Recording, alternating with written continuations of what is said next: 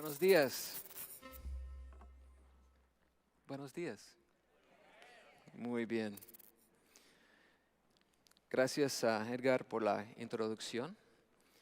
Es un placer estar aquí con ustedes. No es mi primera vez estar en esa conferencia, pero sí la primera vez compartiendo aquí de la plataforma y realmente es un honor y no es algo que hago a la ligera. Sé que es importante lo que decimos cuando estamos enfrente de otros, ¿cierto? Cuando tenemos la oportunidad de enseñar a otros de un púlpito o tal vez en una aula de escuela dominical o alrededor de la mesa de la casa, es importante lo que decimos y lo que enseñamos. Por eso basamos todo lo que enseñamos en la palabra de Dios. No más para prepararles, vamos a estar en Hechos 18 juntos esta mañana. Entonces, si quieren buscar ese capítulo en el Nuevo Testamento, el libro de Hechos 18, llegaremos ahí en algunos minutos. Pero antes de empezar a hablar de Hechos, me gustaría decirles algunas cosas y saludar a algunas personas. Como dijo Edgar, mi nombre es Ryan. Sé que es un poco difícil para los que hablan español porque siempre quieren decir Brian, ¿cierto? Quieren decir Brian, entonces siempre digo, es como Brian, pero sin la B, Ryan. Ryan, ok, muy bien, Ryan Bush. Estoy aquí con mi esposa, Amanda, que está allá. Amanda, por favor. Ella ha viajado conmigo esta vez. Este es muy raro, muchas veces estoy viajando solo, entonces estoy muy feliz que está conmigo. Tenemos 5 hijos, entonces oren por mí, hermanos, 5 hijos. Y están con los suegros esta semana. Tengo algunos suegros excelentes y no hablan español, entonces si los ven, diles que yo dije que son excelentes, porque realmente sí, son excelentes. Mi hija es peruana, nació en Lima hace 12 años. Después de ella tenemos 4 hijos. Entonces, una hija, 4 hijos. Y bueno, he tenido el privilegio de conocer a algunos de ustedes esta mañana. Hay una familia aquí esta mañana que también tiene 5 hijos. El mayor es Bruce, creo, y después de él tiene 4 hermanitas. Entonces, bien hecho, Bruce, sigue adelante, no te des por vencido. Esta mañana también quiero saludar a mis hermanos en Perú, en Ecuador, también en Memphis, Tennessee, que están escuchando por internet, la Iglesia Pueblo de Dios, Zona Segura, y también otros que están escuchando en Chuchufindi, Ecuador, y El Tambo, Ecuador. Bienvenidos, hermanos. El plan esta mañana es hablar de las misiones, pero especialmente la conexión entre el discipulado y misiones. ¿Qué tiene que ver las misiones con el discipulado? Muchas veces cuando pensamos en misiones simplemente pensamos en ir a otro país, tal vez aprender otro idioma, otras culturas. Pero ¿qué hacemos cuando estamos ahí? Es mucho más que simplemente vivir en otra cultura, ¿cierto? Cualquier persona en el mundo podría mudarse a otro país, a otra cultura, para vivir y sobrevivir. La pregunta es, ¿qué hacemos cuando estamos ahí? El plan esta mañana es esto. Primero quiero darles 2 principios de las misiones, principios generales que tal vez les puedan ayudar en sus ministerios cuando piensan en misiones, cuando piensen en formar un plan de misiones. 2 principios quiero compartir con ustedes y después de eso quiero compartir con ustedes 4 pasos para ser discípulos. 4 pasos para ser discípulos. Anoche conocí por la primera vez a mi hermano y ahora mi amigo David, quien acaba de compartir aquí. Y estuve ahí escuchando su mensaje de la palabra de Dios y realmente me impactó. Porque incluso anoche estábamos hablando de este asunto, ¿cierto? De cuidar de la familia, de discipular a nuestros hijos, a nuestra esposa, de ser el pastor de la casa primero, ministrar en la casa primero y luego afuera. porque es imposible ministrar fuera de la casa y agradar a Dios si no estamos ministrando, cuidando nuestra propia casa. Entonces les animo a tomar con seriedad lo que nuestro hermano compartió esta mañana.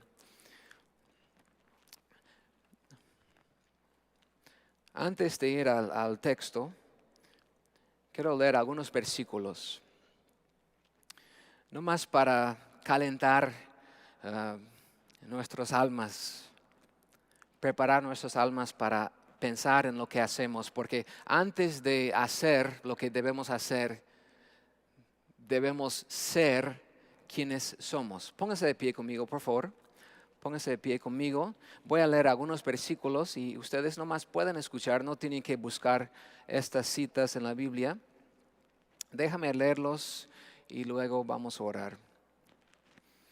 Al que no conoció pecado, por nosotros lo hizo pecado, para que nosotros fuésemos hechos justicia de Dios en él. Es buenas nuevas. Mas Dios muestra su amor para con nosotros en que siendo aún pecadores, Cristo murió por nosotros. El Evangelio. Porque ya conocéis la gracia de nuestro Señor Jesucristo, que por amor a vosotros se hizo pobre, siendo rico, para que vosotros con su pobreza fueseis enriquecidos. Nuestra única esperanza. Pero Dios, que es rico en misericordia, por su gran amor con que nos amó, aun estando nosotros muertos en pecados, nos dio vida juntamente con Cristo. Por gracia sois salvos. Oremos. Señor, esta mañana queremos recordar que por gracia somos salvos. Y pase lo que pase, venga lo que venga, eres Dios. Somos tus hijos. Nos has rescatado de la muerte, del pecado, del infierno, de nosotros mismos. Y estamos en tus manos, las manos que hicieron la tierra y los cielos. Y ahora descansamos en esta verdad, Señor. Y que empezamos a ser discípulos en esta postura de descanso, Señor. Descansando en la seguridad de tu obra en la cruz, tu salvación, tu brazo fuerte. Gracias, Señor. Queremos obedecer. Sabemos, Señor, que los que han sido redimidos producen fruto. No para ganar tu amor o para ganar la salvación, pero porque son salvos. Señor, ayúdanos a trabajar con gratitud, recordando que somos hijos rescatados. En el nombre de Cristo oramos. Amén. Muy bien, gracias hermanos. Tomen asiento.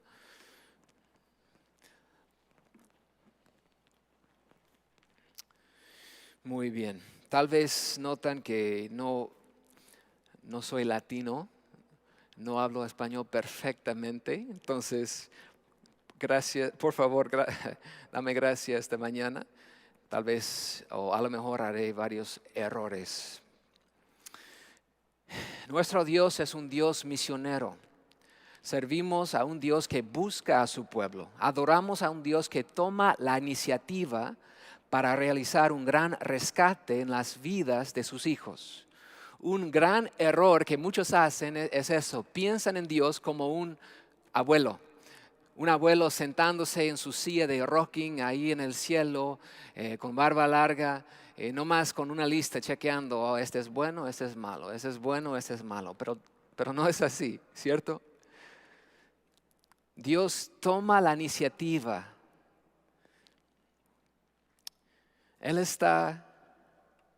Lo que vemos en las Escrituras es que Dios es un guerrero, un pastor, un esposo, un rey. Su brazo no es muy corto para salvar.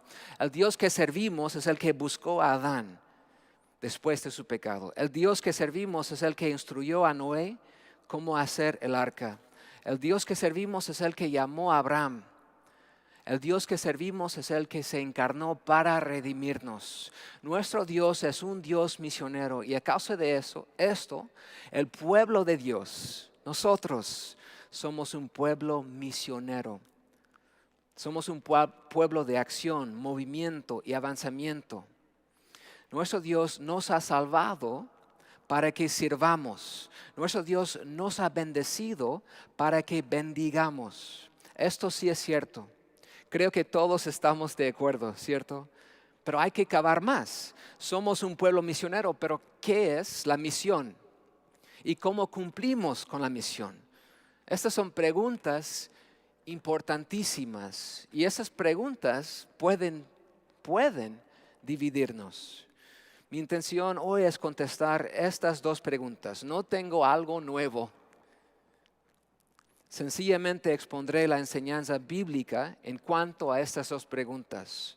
Y creo que las lecciones que aprendemos de la Biblia, de Hechos 18 y otros versículos también, nos servirían por el resto de nuestras vidas. Y son cosas que podemos poner en acción hoy.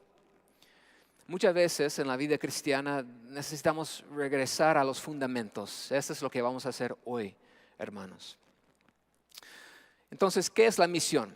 La misión de Dios culmina en la persona y la obra de Jesucristo. El plan de Dios desde las fundaciones del mundo fue enviar a Jesucristo para ser un sacrificio expiatoria y propiciatoria. Jesucristo cumplió su misión viviendo una vida perfecta, justa y santa, y luego muriendo una muerte perfectamente adecuada y satisfactoria para pagar la penalidad de los pecados del pueblo de Dios. Aunque la misión de Dios para salvar a su pueblo fue cumplido en la muerte y resurrección de Cristo en la cruz, todavía la misión continúa hoy por medio de los redimidos. La misión es claramente explicada en Mateo 28. Déjame leerlo. Dice, por tanto, id y haced discípulos a todas las naciones, bautizándolos en el nombre del Padre y del Hijo y del Espíritu Santo, enseñándoles que guarden todas las cosas que os he mandado. Y he aquí, yo estoy con vosotros todos los días hasta el fin del mundo. Amén. La misión de la iglesia no es un misterio. Nuestra misión no es algo que tenemos que adivinar. Es claro. Dice ahí claramente en Mateo 28, id y haced discípulos, ¿cierto? Y nos da más detalles después. Dos cosas dice, bautizándoles, ¿cierto? Y enseñándoles, bautizándoles y enseñándoles a ser discípulos. Hacer discípulos significa ser útiles en el plan de Dios de justificar a sus escogidos, bautizándoles, y santificar a sus escogidos, enseñándoles. ¿Qué es nuestra parte en la justificación? Sencillamente explicarles el Evangelio para que se arrepientan de sus pecados y depositan su fe plenamente en Cristo. ¿Y qué es nuestra parte en la santificación? Enseñarles cuidadosamente las Escrituras para que obedezcan toda la palabra de Dios. Y esta es la misión de la iglesia y cada miembro debe participar. Debemos hacer discípulos en nuestro contexto donde vivimos, pero cuando hablamos de misiones estamos hablando de algo más, ¿cierto? Hablando de hacer discípulos en otro contexto, entre otra gente. Este es un punto que no debemos olvidar. Se ve claramente en Mateo 28, ¿cierto? ¿Qué dice? Ir y hacer discípulos. ¿Dónde? ¿En tu propio pueblo? Claro que sí. ¿En tu ciudad? Sí. ¿En tu casa? Claro. Pero dice en Mateo 28 que debemos ir y hacer discípulos en todas las naciones. Cristo dijo que debemos hacer discípulos entre cada pueblo, cada etnia, cada grupo. Entonces, podemos tener esa definición sencilla de misiones. Es hacer discípulos en otras culturas. Hacer discípulos en otras culturas. Debemos discipular en cada contexto, en nuestra casa, en nuestro pueblo, en nuestra iglesia. Pero cuando pensamos en misiones, estamos pensando en ir a un contexto, de un contexto, ir a otro contexto para traducir el cristianismo a otro lugar, otro grupo. Entonces, hacer discípulos siempre debe ser la prioridad. Cristo no nos mandó a ir a hacer brigadas médicas, no dijo que vayamos a construir edificios, no nos envió a alimentar a los hambrientos, hermanos. Hacer discípulos. No estoy diciendo que estas otras actividades son malvadas, no es así. Pero sí estoy diciendo que estas actividades no valen la pena si no son parte de una estrategia de hacer discípulos, bautizándoles, enseñándoles, predicando el evangelio y ayudando a los cristianos a crecer. Bueno, ahora que tenemos una definición de misiones, me gustaría que pensemos juntos sobre un ejemplo específico de misiones y hacer discípulos. Vamos a Hechos 18. Ahí leeremos algunas secciones de ese capítulo juntos. Hechos 18, un poco del trasfondo de ese capítulo. En el año 32, 2 años después de la muerte de Cristo, Pablo aprobó y supervisó el asesinato de Esteban. Después de 2 años, en el año 34, Pablo viajaba a Damasco y fue radicalmente salvado por sus pecados por Jesucristo, ¿cierto? De sus pecados por Jesucristo, el que andaba persiguiendo. En el año 47, Pablo empieza su primer viaje misionero. En el año 49, Pablo y Bernabé comparten con los líderes de la iglesia, los apóstoles, en Jerusalén, lo que Dios está haciendo entre los gentiles que están recibiendo el evangelio. Luego, en el mismo año, empieza su segundo viaje misionero. Después de viajar a Filipos, Tesalónica, Berea y Atenas, Pablo llega a Corinto. Y en este momento empieza el capítulo 18.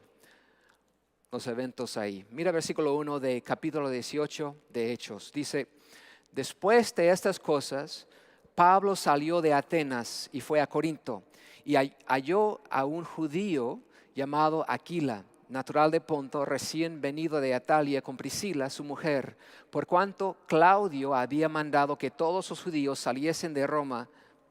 Fue a ellos y como era del mismo oficio, se quedó con ellos y trabajaban juntos, pues el oficio de ellos era hacer tiendas. 4. Y discutía en la sinagoga todos los días de reposo y persuadía a judíos y a griegos. Y cuando Silas y Timoteo vinieron a Macedonia, Pablo estaba entregado por entero a la predicación de la palabra, testificando a los judíos que Jesús era el Cristo.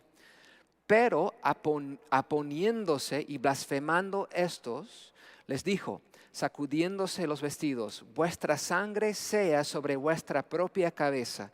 Yo limpio, desde ahora me iré a los gentiles. Y saliendo de ahí, se fue a la casa de uno llamado Justo, temeroso de Dios, la cual estaba junto a la sinagoga. 8. Y Crispo, el principal de la sinagoga, creyó en el Señor con toda su casa, y muchos de los corintios, oyendo, creían y eran bautizados. Entonces el Señor dijo a Pablo en visión de noche, no temas, sino habla y no calles. 10. Porque yo estoy contigo y ninguno pondrá sobre ti la mano para hacerte mal, porque yo tengo mucho pueblo en esta ciudad. Y se detuvo allí 1 año y 6 meses enseñándoles la palabra de Dios.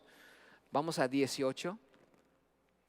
Mas Pablo, habiéndose detenido aún muchos días ahí, después se despidió de los hermanos y navegó a Siria, y con él Priscila y Aquila, habiéndose rapado la cabeza de Cencrea, porque tenía hecho voto. Y llegó a Éfeso y los dejó ahí, y entrando en la sinagoga discutía con los judíos, los cuales le rogaban que se quedase con ellos por más tiempo, mas no accedió, sino que se despidió de ellos diciendo: es necesario que en todo caso yo guarde en Jerusalén la fiesta que viene, pero otra vez volveré a vosotros si Dios quiere. Y zarpó de Éfeso. Ahora 24. Llegó entonces a Éfeso un judío llamado Apolos, natural de Alejandría, varón elocuente, poderoso en las Escrituras. Este había sido instruido en el camino del Señor, y siendo de espíritu fervoroso, hablaba y enseñaba diligentemente lo concerniente al Señor, aunque solamente conocía el bautismo de Juan. Y comenzó a hablar con denuedo en la sinagoga, pero cuando le oyeron Priscila y Aquila, le tomaron aparte y le expusieron más exactamente el camino de Dios. Y queriendo él pasar a Acaya, los hermanos le animaron y escribieron a los discípulos que le recibiesen. Y llegado él allá, fue de gran provecho a los que por la gracia habían creído, porque con gran vehemencia refutaba públicamente a los judíos, demostrando por las Escrituras que Jesús era el Cristo. Muy bien. Casi todo el capítulo de 18, y este pasaje nos ha ayudado mucho, a mí mucho, en mi misión, en mi trabajo. Como explicó Edgar, mi trabajo es viajar a otros países y enseñar pastores, líderes, discipularles, capacitarles. Y este pasaje, ese capítulo, me ha dado mucha ayuda en saber cómo formar ese tipo de capacitación. Entonces, dos principios generales de misiones. Primero es la prioridad. ¿Qué hizo Pablo cuando estaba viajando, haciendo misiones, llegando a diferentes pueblos con diferentes personas, culturas? ¿Qué hacía Pablo? ¿Qué fue su prioridad? Dos versículos. Versículo 5 dice: Pablo estaba entregado por entero a la predicación de la palabra, testificando a los judíos que Jesús era el Cristo. Y también en versículo 11, mira lo que dice: y se detuvo ahí 1 año y 6 meses enseñándoles la palabra de Dios. Wow. Estos versículos son un resumen de la obra de Pablo en el campo misionero. Pablo predicaba la palabra en cada contexto en donde se encontraba. La predicación tomaba diferentes formas: en la sinagoga, tal vez, al lado de un río, en un cárcel, en un mercado, en la casa de un cristiano. Pero su misión siempre era lo mismo: predicar, enseñar, explicar la palabra de Dios. La prioridad de Pablo fue predicar el evangelio a los incrédulos, que Jesús el Nazareno es el Mesías y perdón de los pecados se encuentra solamente por fe en la muerte expiatoria de Jesucristo, y enseñar a los creyentes a observar todas las cosas que Jesucristo les había mandado. ¿Se acuerdan, cierto? A ser discípulos, bautizándoles el evangelio y enseñándoles, ¿cierto? Explicando las Escrituras a creyentes. Ahora hay que reconocer que su prioridad no era alcanzar necesidades físicas o sociales. No se preocupaba por huérfanos, no desarrollaba micronegocios para ayudar a los pobres, no construía hospitales para servir a los enfermos. Nunca diríamos que estas cosas son malvadas o pecaminosas. Es bueno alcanzar necesidades físicas. Pablo mismo, Jesucristo mismo, alcanzaba necesidades físicas, ¿cierto? Sin embargo, aliviar sufrimiento temporal servía para abrir la puerta de aliviar sufrimiento espiritual. ¿Cierto? Aliviar sufrimiento temporal debe servir para abrir la puerta de aliviar sufrimiento espiritual. Hay muchos grupos que pretenden hacer misiones, pero su obra es completamente físico, social. Hermanos, hermanas, estas actividades en sí mismas no alcanzan el estándar y diseño establecido en el Nuevo Testamento. La prioridad de misiones es predicar y enseñar la palabra de Dios, tanto a incrédulos como a creyentes. Todas las actividades a las que dedicamos recursos deben apoyar la prioridad de hacer discípulos. La prioridad de misiones es predicar a los incrédulos el Evangelio y enseñar a los creyentes a observar todas las cosas que Jesucristo les había mandado. Otras actividades son útiles siempre y cuando apoyen la prioridad. Ese es el primer principio, la prioridad, hermanos. El segundo es esto, el segundo principio, métodos flexibles. Pablo creía que la gente eran perdidos y la única forma de que pudieran ser salvos fue por medio de Jesucristo. Y Pablo sabía que no podían responder al Evangelio, no podían recibir a Cristo, no podían depositar su fe en Cristo sin alguien que les testifique. Entonces, ¿qué hizo? Pablo hizo todo lo posible en llevarles el mensaje del Evangelio sin obstáculos innecesarios. Por ejemplo, Pablo viajaba a los lugares donde vivía la gente para predicarles el Evangelio. No se quedaba en Jerusalén esperando que llegaran a él para escuchar. Él viajaba a ellos. Otro ejemplo, Pablo utilizaba griego para comunicar el Evangelio a los gentiles. No exigía que ellos aprendieran hebreo o arameo para entender el Evangelio. Otro ejemplo, utilizaba Pablo las plataformas asequibles para proclamar el mensaje. A veces proclamaba el mensaje en la sinagoga, como expliqué, o en Atenas predicó en la plaza. En Filipos enseñaba al lado de un río, en casas. Incluso testificaba como prisionero delante de gobernantes. Pablo nunca vacilaba o dudaba la prioridad. Nunca dejó de predicar el Evangelio y enseñar las Escrituras. Pero la forma en lo que hizo cambió mucho. Pablo ajustaba sus métodos según el contexto. Claro, hay límites, ¿cierto? Pero debemos seguir el ejemplo de Pablo y quitar cada barrera innecesaria para que la gente de otras culturas puedan entender el Evangelio.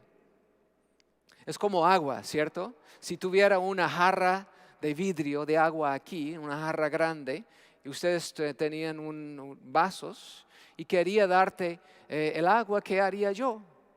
Nunca intentaría depositar la jarra de vidrio entero en tu vaso. No quedaría, ¿cierto? Rompería todo, habría un gran desastre por aquí. No, sencillamente quiero transferir el agua de mi jarra a tu vaso, ¿cierto? Lo importante es el contenido, el agua. Pero a veces hay que cambiar formas para alcanzar otras personas. ¿Tiene sentido? Eso es lo que Pablo hacía, sin dejar atrás la prioridad. Los métodos de misiones deben ser flexibles. Como Pablo podemos y debemos ajustar nuestros métodos para quitar obstáculos innecesarios y ser más eficaces en predicar y enseñar el Evangelio. Bueno, por los últimos minutos que tenemos, nos enfocaremos en el proceso del discipulado. Entendemos que misiones es hacer discípulos y hacerlo en otros contextos, y que se compone en predicar el Evangelio a incrédulos y enseñar las Escrituras a creyentes.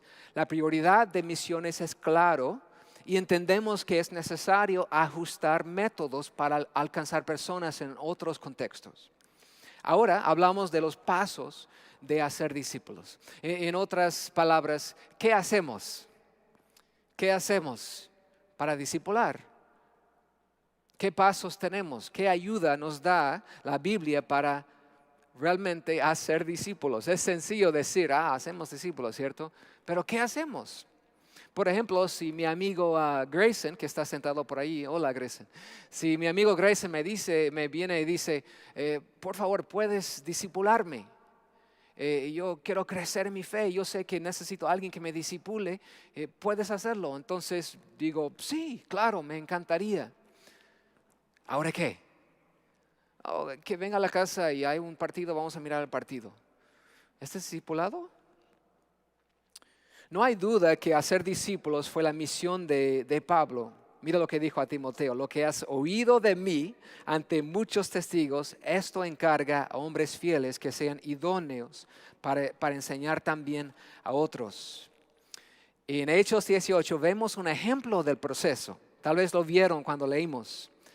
Aquí tenemos un vistazo de cómo se cumplió la gran comisión por los creyentes en el siglo I. Quiero que recuerden una palabra que inventé. A veces invento palabras. Entonces, la palabra fide, F-I-D-E, fide. ¿Pueden decir eso? Fide, muy bien. No sé, no creo que tiene significado. Lo busqué por Google Translate, no vi nada, entonces fide, nueva palabra. Pero cada letra tiene significado. Fide, formar, identificar, discipular, enviar. Fide, formar, identificar, discipular, enviar. Habrá examen después, prepárense por favor. Formar. Entonces, número 1, paso 1, formar un equipo. El primer paso de ser exitoso en hacer discípulos en otros contextos es formar un equipo. Pablo no era un misionero aislado, no trabajaba solo. A veces tenía que pasar tiempo solo por un rato, pero siempre contaba con otras personas quienes vivían con él, con el mismo propósito que Pablo. Eran un equipo. En Hechos 18, ahí nomás vemos Timoteo, a Silas, a Aquila, a Priscila, a Apolos. Todos formaban parte del equipo misionero. Pablo era el líder, pero todos tomaban responsabilidad de cumplir la gran comisión. Eran colaboradores en el evangelio. Por ejemplo, ¿quién discipulaba a Aquila y Priscila? ¿Quién discipulaba a Aquila y Priscila? Pablo, ¿cierto? Pablo vivía con ellos. Bueno, no dice que Pablo discipulaba a Priscila y Aquila, pero hermanos, Pablo vivía con Aquila y Priscila. Si Pablo está durmiendo en el sofá de la casa de ustedes, van a estar escuchando la predicación y enseñanza todos los días. Él discipulaba a ellos, pero cuando Apolos llegó y Aquila y Priscila vieron que él necesitaba discipulado también, ¿qué hicieron Aquila y Priscila? Bueno, ellos entraron por Facebook, ¿cierto? Y primero vieron las fotos de Pablo que había subido, hizo un like. Y luego mandó un mensaje a Pablo diciendo que, oye, que venga, hay alguien que necesita discipulado, ¿cierto? No, claro, no tenía Facebook en ese entonces, hermano, no tenía Facebook todavía. No, ellos mismos discipulaban a Apolos, tomaron la responsabilidad de hacer discípulos. Con un equipo hay confort, hay fuerza, hay compañerismo. ¿Cómo formaron Pablo su equipo? Bueno, de la cosecha. Algunas personas que él guiaba a Cristo llegaron a ser parte de su equipo misionero. Tenían la misma visión porque Pablo les había discipulado. Pablo formaba un equipo de la cosecha para que juntos pudieran hacer discípulos entre más grupos, etnias. Número 2, identificar, fide, formar un equipo. 2, identifica a discípulos potenciales. Un discípulo quiere hacer discípulos. Y una pregunta común es, ¿a quién debo discipular? O tal vez dirías, no tengo a nadie que podría discipular. Bueno, algo que sabemos sin duda es que Jesucristo no nos da un mandamiento como la gran comisión que no podemos obedecer, ¿cierto? Hacer discípulos es un mandamiento y nunca debemos echar la culpa a otra persona o una circunstancia. Algunas personas, bueno, tal vez estás pensando, bueno, yo debo arrepentirme porque no he estado haciendo discípulos y es un mandamiento. Bueno, arrepentimiento es un buen lugar para empezar a hacer discípulos, ¿cierto? Pero sí, es una buena pregunta. ¿Cómo podemos identificar entre todas las personas en nuestras vidas a quién debemos discipular? Y la respuesta es igual realmente en todas las culturas. Puede ser en tu propia iglesia, pueblo o en otro contexto. Mira lo que dice el texto. Bueno, quiero darles 3 palabras que vamos a ver. Aquí la Priscila discipuló a Apolos porque vieron en él un hombre que era, estas 3 palabras, escríbanlas por favor, fiel, disponible y enseñable. Fiel, disponible y enseñable. Vieron estas 3 características en Apolos. Claro, le faltaba conocimiento sobre cosas importantísimas. Dice en versículo 25 que enseñaba diligentemente lo concerniente al Señor, aunque solamente conocía del bautismo de Juan. Wow, parece que tal vez ni sabía de la muerte y resurrección de Cristo, tal vez.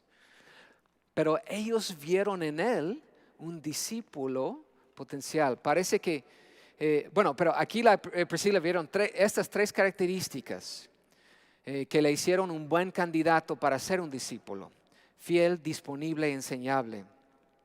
Sabían que era fiel porque servía al Señor fielmente. Había viajado desde África, Alejandría, para predicar. Y estaba predicando todos los días en la sinagoga.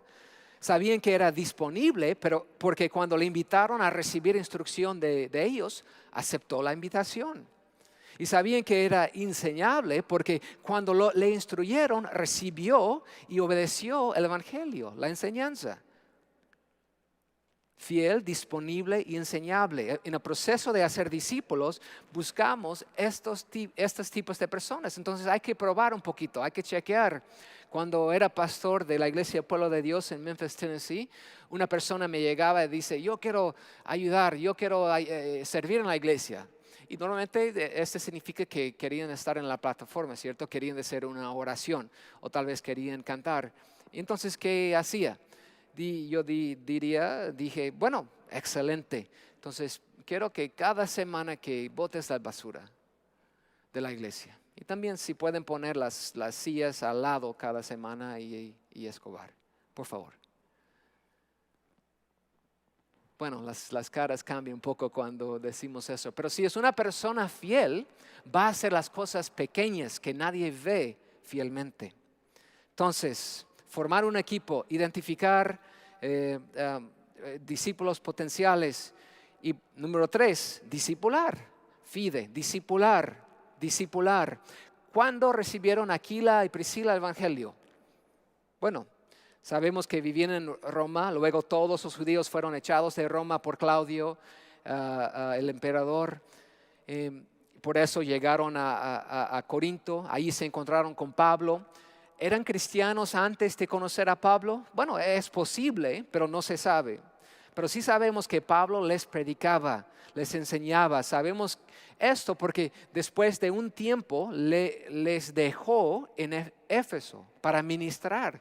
Pablo no envía a quienes que no entrena. Cuando Pablo conoció a Aquila y Priscila, vio discípulos potenciales, ¿cierto? Fieles, disponibles, enseñables. Por eso los discipulaba. Ahora Aquila y Priscila están en Éfeso. Pablo se había ido. Un día llega un hombre y está predicando con fuerza. Empieza a hablar con denuedo, dice la palabra, en la sinagoga. Apolos era de Alejandría, varón elocuente, poderoso en las escrituras. Había sido instruido en el camino del Señor, hablaba y enseñaba diligentemente lo concerniente al Señor, aunque solamente conocía el bautismo de Juan. Aquila y Priscila reconocieron tanto la deficiencia como el potencial en Apolos. ¿Y ahora qué? Esta es la pregunta clave, ¿cierto? ¿Qué debemos hacer cuando el Señor pone a alguien en nuestro sendero que debemos discipular? ¿Cómo discipulamos a alguien? Miremos lo que hacían Aquila y Priscila, versículo 26. Y diría que deben, si pueden, memorizar ese versículo, subrayar ese versículo. Dice, pero cuando le oyeron, Priscila y Aquila le tomaron aparte y le expusieron más exactamente el camino de Dios. Esta es la Reina Valera 60. La Biblia de las Américas dice, lo llevaron aparte y le explicaron con mayor exactitud el camino de Dios. La nueva versión internacional dice, lo tomaron a su cargo y le explicaron con mayor precisión el camino de Dios.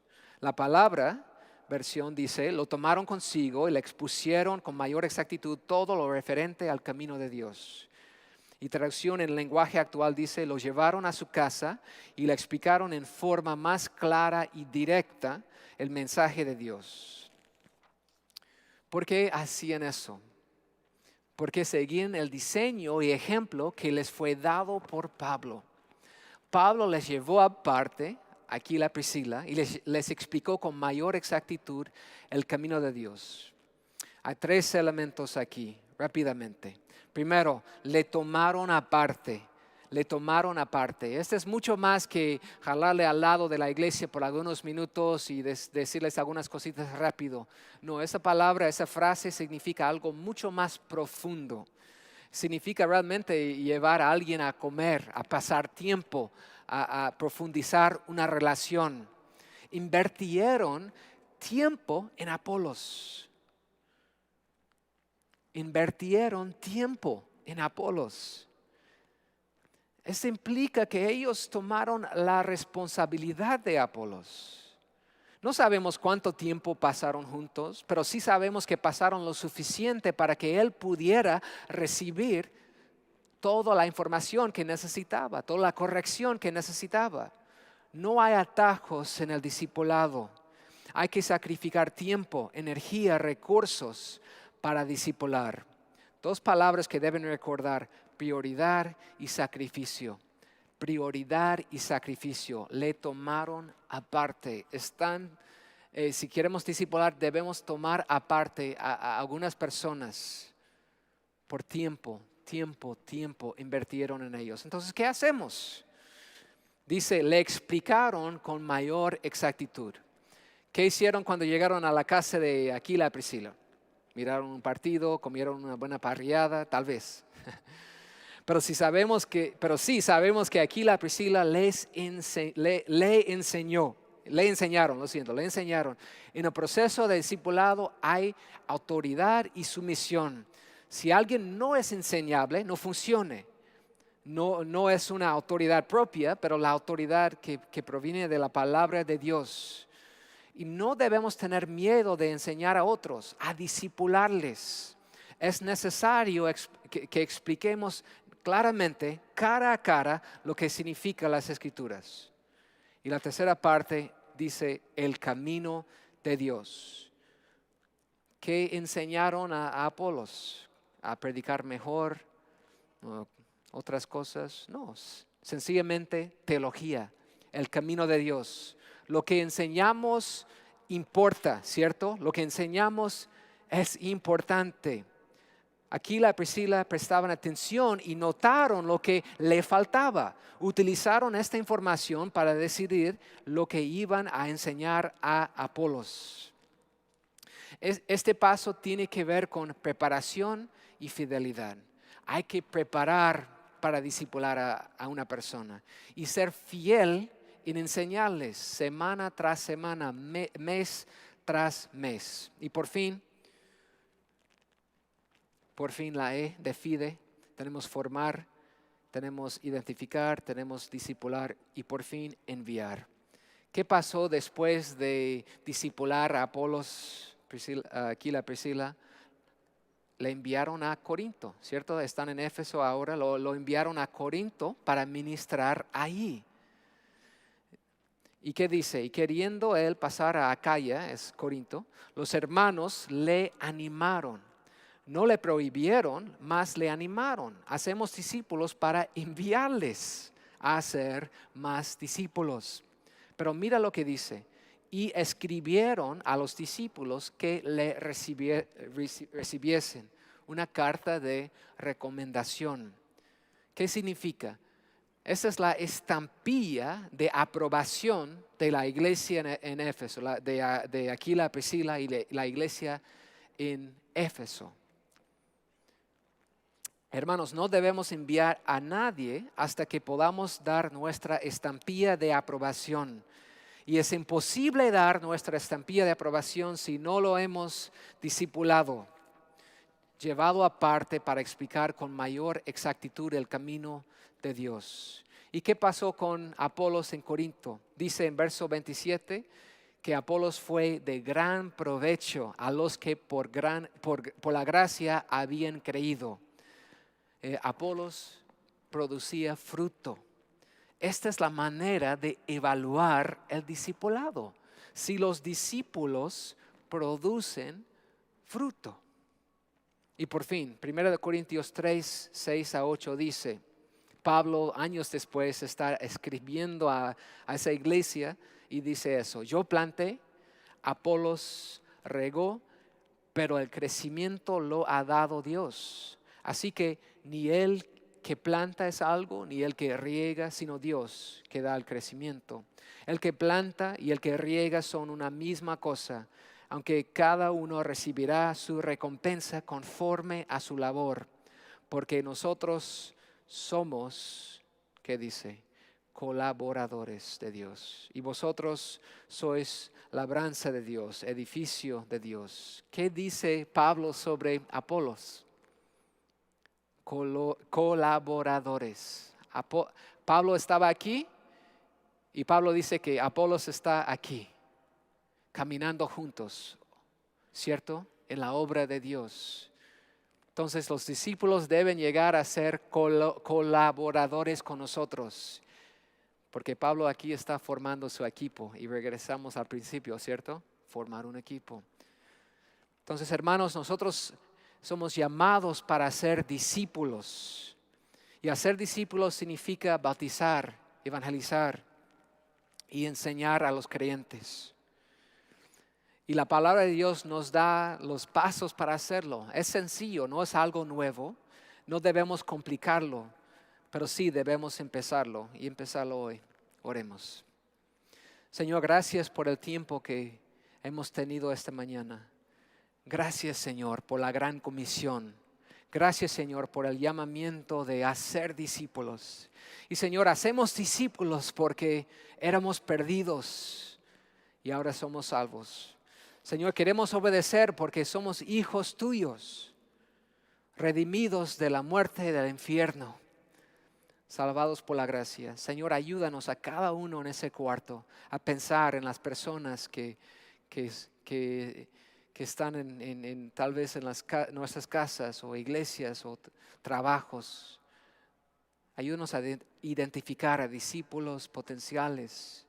Y, Señor, ayúdanos a discipularles, tomarles aparte para explicarles con más exactitud el camino de Dios.